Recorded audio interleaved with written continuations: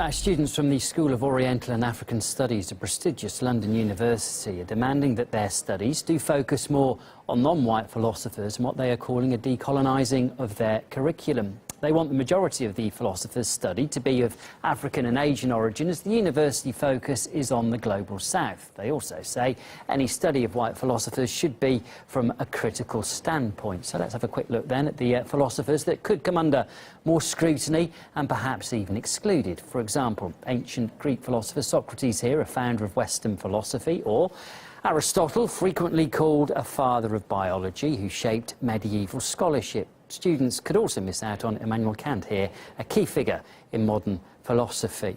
Well, we got expert opinion on the students' controversial proposal.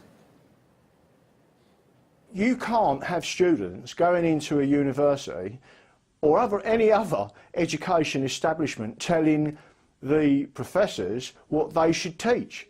That's not what it's about. That's turning the whole thing on its head. If we was to do something like that and it had been completely reversed, I'm sure if I went to, for example, an African country and said that, you know, I want to remove all black philosophers from this curriculum, I'm sure they'd have something to say about it.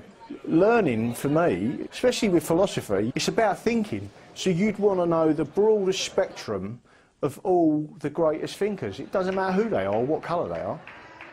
Well, I think it's much more about turning the universities into a marketplace where students are treated as if they were in Disneyland, and where they're encouraged to complain, and their experiences becomes the central focus of what universities do. And I think we've been having this problem now for 5 or 6 years. And the main consequence of that is that if students are customers, then the very meaning of an academic education is lost sight of, and academics become more interested in pleasing students than actually teaching them. Fighting has escalated on the outskirts of the Syrian capital, Damascus. The army is battling with rebels for control of a valley which contains the city's main water source.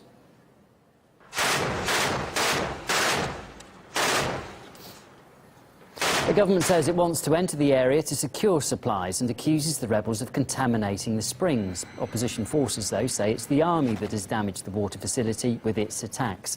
The Barada River and its source supply most of Damascus. At the moment, more than 5 million people have minimal access to water. From the Syrian capital, Lizzie Phelan sent this report.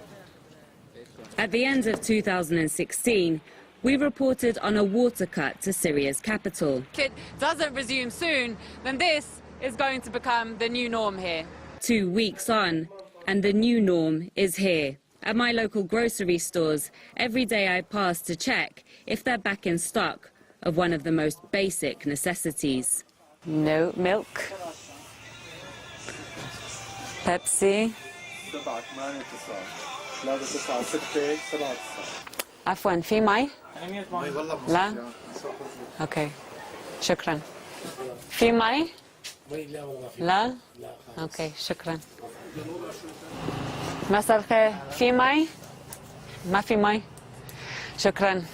Since rebels took control of Damascus's water supply several years ago, few in the city have trusted the water coming out of their taps to drink. They mainly use this water for cleaning and sanitary purposes. But now even this is becoming an increasingly precious resource, and drinking water even more so of a luxury. Finding water is taking up an increasing part of people's daily lives. Everybody knows that the water up there is polluted with oil. You can only get clean water here. We come here for water and have to walk a long way to get home. When the water runs out, we come back here again.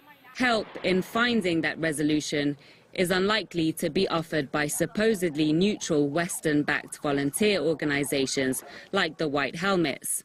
This statement, signed by the group's branch in Wadi Barada, says no more water for 7 million people until the government accepts rebel demands. Rebel groups, which also include the formerly named Al-Nusra Front, once affiliated openly to Al-Qaeda. They're excluded from the current ceasefire. Aysam Habal is also a humanitarian worker. He's angry at the stance taken by groups like the White Helmets, while he works 18 hours a day to deliver water from Damascus's reserve supplies to those who have difficulty accessing it. As humanitarian workers, we cannot tie our assistance to conditions. We can't have an agenda. Our goal must be purely humanitarian. It is not normal to put pressure on people by denying them basic necessities. Fuel belongs to the people. Water belongs to the people. All the institutions, schools and so on belong to the Syrian people, not to the government or any individual. First, water shortages, and now gas, which also means electricity. Damascus is bracing itself for prolonged blackouts after ISIL blew up one of the companies that supplies the capital.